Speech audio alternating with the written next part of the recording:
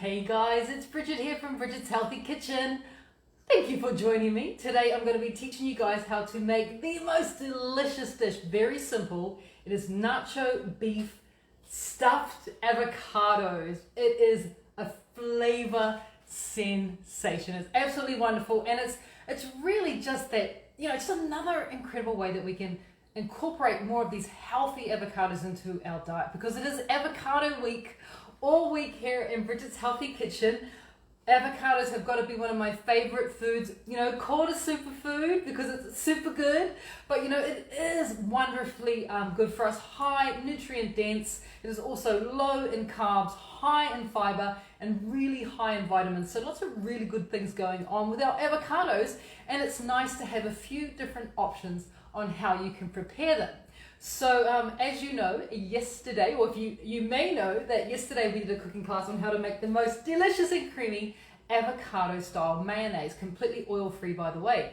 Today is our stuffed avocado class, and I thought what better way to incorporate all those wonderful flavors that go so well with avocado and create a nacho style beef and then stuff it inside the avocado and make a delicious tomato salsa to go on top, which is going to be absolutely fabulous. So let's get into the recipe. I am very excited to share this with you guys today. Even in my mind, when I was creating this dish, I was like, oh, that is going to be so delicious, and it is. So come on down to my bench.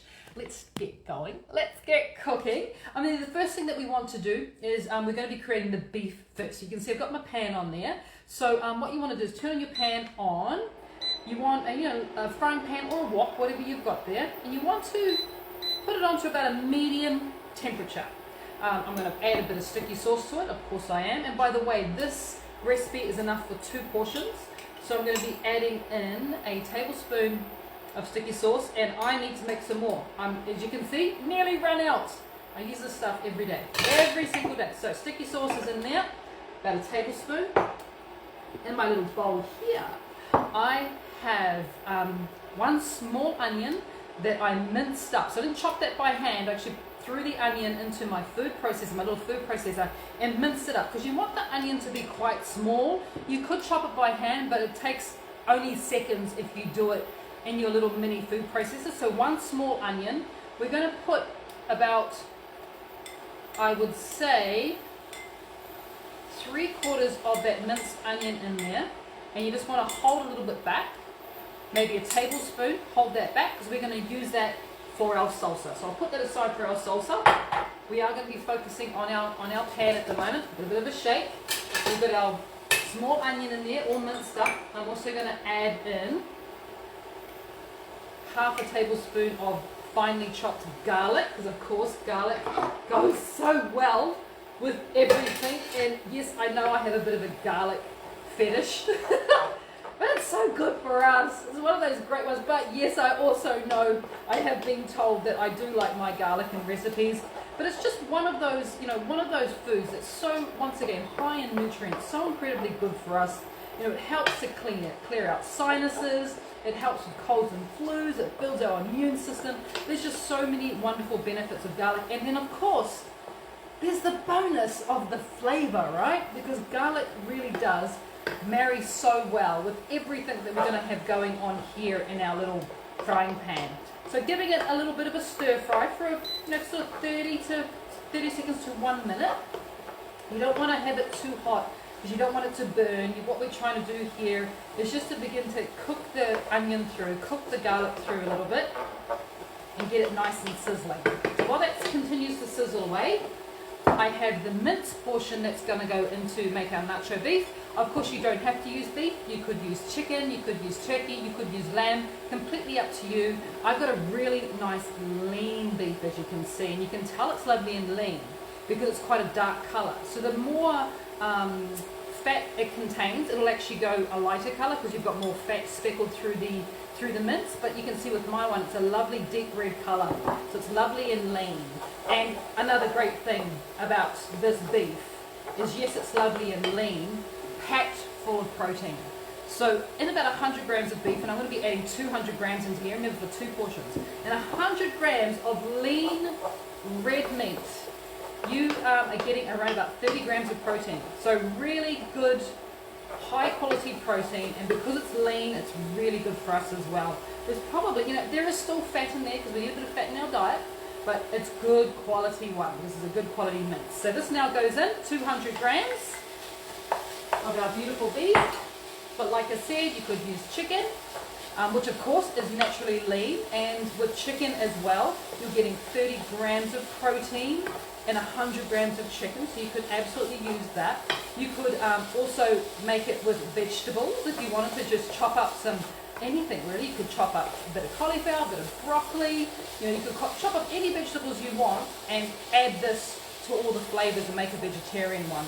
You could also even in a pinch do this with prawns. Why not? All the flavors kind of work, right? And seafood as well is a good source of protein. So giving it a bit of a stir, you don't want to leave it at this point in time. You want to make sure that you're kind of standing over it. I'm going to be adding in a pinch of our mineral salt. And I'm going to add in some spices as well.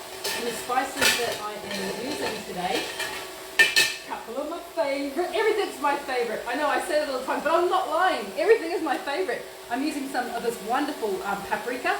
So a bit of paprika goes in, 1 teaspoon. As well as a paprika, I'm adding in some cumin powder, 1 teaspoon. And at this point in time, it would be completely up to you whether you wanted to add chili or not. It's an optional extra. You could add, a pinch of chili flakes if you wanted to, or you could also consider adding a little bit of fresh chili. Like I said, that's completely up to you. I am going to add a little bit of chili in there because I quite like it to get not too spicy, but a little bit spicy. I'm just going to chop up just a little bit of chili, nice and fine. But like I said, you could use chili flakes here, and I will leave it up to you the amount of chili that you decide to use, because that's all personal, isn't it? So if you like it a little bit hotter, you might add a little bit more than me. Or if you're making this for kids, it might be one that you completely leave out of the mix. But that's up to you guys and your preference to chili. But just a friendly reminder that chili can inflame the gut. So go gently with it if you're not used to having chili. But this particular dish does stand up quite nicely to a bit of chili. It doesn't mind at all. In fact, I believe it can be improved with just that little pinch of chili. So breaking everything up, so we don't want to move away from it at this time. We don't want it to burn. We want it to kind of just fry on the bottom there. Looking delicious. Oh, chili just hit me up the nose. Yep, that's good. Nice amount of chili. Woo! It's good. It's good to go. I'm not going to be adding any liquid to this because we're going to be piling this into our avocado. So we definitely don't want to be doing that. So I'm pretty happy with where it's at now. I'm just going to have a little bit of a taste just to see what it's like. Yep, tastes pretty good. I'm liking the spices. I'm liking that little hint of chili. There is enough going on in there. Maybe this needs a little bit more, another little pinch of salt, which is going to help to bring out those flavors. And just a little pinch more of our black pepper. One last stir, and I'm just going to turn that off. That is ready to go. And of course, this particular, mince beef, you can use for all sorts of things. At this point in time, if you wanted to, you could take a lettuce cup and stuff it all into the lettuce cup and eat it like that. This is extremely versatile, this little lovely flavored mince, and look, it only took a couple minutes to make. So now we're going to think about creating our salsa, because we need to have you've got to have a salsa when it comes to any type of Mexican style cuisine or food. You have to make a fresh salsa. It is imperative that you make it, because it's that lovely texture, those lovely freshness of flavors that's going to marry so well with what we have going on in there. So I'm just taking one lovely ripe tomato. It is a gorgeous tomato. Probably, for this, you're probably only going to need about half of a medium-sized tomato, and just chop it up into little chunks, not too big, because you want the tomato, the salsa, to be able to fit on top of the avocado. And this is, we're going for little chunks, not big chunks. So take your time here, just getting your tomato right. Some people don't like seeds. There's nothing stopping you from actually, if you don't like the seeds, of actually removing the seeds and not using them and just cutting the flesh, which is the firmer part. There are some people who don't like the seeds because it's a textural thing, which I completely get.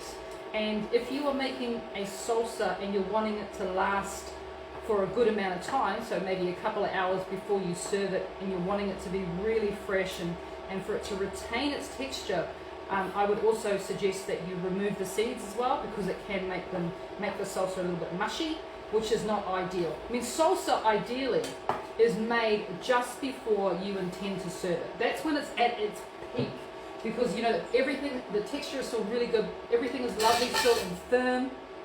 We're adding in that, remember that reserved onion, probably just a good tablespoon of that reserved onion goes in. So you want to do it when it's at its absolute peak, and that is just making it just before you serve it. But you know, we don't always have the luxury of time, so if you are making it ahead of time, just don't add the seeds, it'll stay lovely and firm as well. So just a pinch, that's finely chopped garlic, not too much, because we know we already got garlic in this, just a pinch. That goes in, give it a bit of a stir. And what this salsa needs now, what it needs to really bring it to life, is it needs a little bit of acid. I'm adding a little bit of lime juice. You could also add lemon, and it's that acid content that really is going to help to bring this salsa together so nicely, and it is absolutely necessary as well. Yes, we have a question. Can you use lean pork mince? Can you use lean pork mince to make the nacho? Yes, you can. 100%. That'll be absolutely delicious. And the flavors of the cumin and the paprika will go really nice with the pork as well. Great question. So I'm using about the juice of half a lime, because there's not much juice in there. But what I suggest you do is have a bit of a squeeze, fresh of course, fresh lime or fresh lemon, and then have a bit of a taste. Because you can always tell, oh, that's tasting good. You can always tell what is happening by giving a bit of a taste. Sprinkle of salt. Salt is there to help to bring out the flavors from the onion and the garlic and the tomato and the lime. Sprinkle of pepper, and once again, if you so want, you can add a little bit of chili into here as well. I will leave that up to you. I'm going to finish mine off here with some fresh herbs. You can see what I've got going on in my little tray. I've got some basil, I've got some coriander, I've got some mint. It's up to you which herb you choose, just a little bit of a bunch there, and we're just going to finely cut that through. Up to you, which one of those bright, light, gorgeous herbs that you decide to choose. So coriander, mint, basil, what else goes really nice in here? You could also put chives, would go really, really nice. And it's just those really light, bright ones that just work so well in a fresh salsa. And of course now we've got a gorgeous colour happening through there too. So give that a bit of a mix. And that's pretty much ready to go. I've tasted it, it tastes delicious. Everything is wonderful. Let's stuff our avocado. So the avocado I'm using today, once again, is a Hass avocado. So one of the more commonly harvested avocados in Australia especially. Very, very common. And you know it's a Hass avocado because of the knobbly, dark skin. Whereas the other avocado, which is the Shepherd, tends to be very light green coloured and also a lighter green flesh as well. So we're just going to cut through the middle of the avocado. Of course, I've checked to make sure that it's fresh and not too ripe, which is really important. Perfect. Look at that. Oh, look at that. That's gorgeous. That's absolutely gorgeous. And of course, this is why stuffed avocado is so good, because the seed leaves a natural indentation for you to put things into it. It's just brilliant. Absolutely brilliant. All we are left to do is start the stuffing process. And of course, avocado tastes amazing, just like that. But we're just going to add a squeeze of lime juice to the bottom, or lemon. Just going to help to give it a little bit of flavor, as you know. Just a little squeeze on there. And if you are not having this straight away, you also maybe just want to wipe the edges of your avocado with that little bit of lime or lemon juice, just to stop it from going brown, stop it from oxidizing. So that is looking great. We are now going to add our nacho mince. So you can, because this is 100 grams, you could like completely and utterly stuff it on, because then you'll be getting, you know, sort of half an avocado per portion. So you could put the whole 100 grams on there, or if your avocados are quite small, then you need 1 avocado per person, and you're going to have 2 stuffs, which is kind of even better. So when you're choosing your avocados, I would definitely suggest that you go for smaller rather than larger, because then you get to have 2 bites of the cherry, so to speak. So we're going to stuff it on top. I've got a little tray here so we can serve those on. Oh, looking cute. This is such a wonderful, seriously guys, this is such a wonderful way to eat avocado. It's a lot of fun, and we always like a bit of fun. It's a lot of fun, but even more important than the fun is that it tastes so incredibly good. All right, so we've got that. This is where we're at now. Let me get rid of this so you guys can see. This is where we're at. And now, of course, what else have we got but this incredible salsa that we're going to put on top. And now we've also got all that beautiful color happening. We've got texture. We've got color. We've got all those flavors that we know is going to be amazing as well. That goes on. And what we need to finish it off with, very, very important part of the process, is I have in here, just in this little bowl here, I have the alternative to sour cream. And it is our beautiful, gorgeous coconut yogurt, goes on top as well. Just like that. I should have probably put these on a bigger plate because you're going to need a knife and fork to get into these, but it's incredibly worth every single step. So that goes on. I'm just going to finish it off with, oh, you know what? I'm going to put some more salsa on because I love salsa. I love the color. Everything about it is gorgeous. Absolutely gorgeous. Bit more salsa goes on there. I have my fresh herbs, which I'm just going to pick over and just kind of lay on top. So we've got some fresh herb element going on. Just this is packed full of flavor. I'm just looking at it, I'm salivating like you would not believe. It is so gorgeous. So we got our, which is a bit of coriander I stuck on top, but as I was saying, use any herb you want. If you wanted to just kind of, make it a little bit special and add a little bit more heat, you could even consider, if you wanted to, just putting, I'm going to put 1 little round of chili on top. 1 little round. I'm going to finish it with a sprinkle of salt, a sprinkle of pepper as well. And you have literally the cutest and most gorgeous way you could possibly imagine to eat your avocados. Check that out. Isn't that stunning? It is, seriously guys, this is a gorgeous, gorgeous dish because every flavor that we have going on there goes so incredibly well together. So this is great for lunch. This would be amazing for a very light dinner, especially if you're using an alternative to red meat. So maybe you're doing chicken or you're doing it with prawns or something like that. This would be amazing as well. But just as a snack, great snack. Yes, we got a question. Where's this recipe? Someone has a yellow book. Where is this recipe? The recipe's here. This is the first time I've ever done this recipe. It is in no cookbooks. It is only available here. I will release it tomorrow on Bridget's Healthy Kitchen, so you will have the opportunity to request it as a PDF. But this is the first time I've ever done this in public. You guys are the first to find this gorgeous, gorgeous recipe. I hope you try it. I hope you will enjoy it. It is messy, I'm warning you, but completely and utterly worth it. So enjoy that, guys. Enjoy this when you do make it. I'd love to see some photos of your nacho stuffed avocados, but enjoy the beauty that is this healthy superfood avocado as well. Until next time, I will see you back here in the kitchen real soon. I'm looking forward to it with another avocado recipe to share with you, a very special chocolate avocado cake, which I can't wait to share with you guys as well. So take care until we see you again. Be well, be safe, and enjoy your avocados.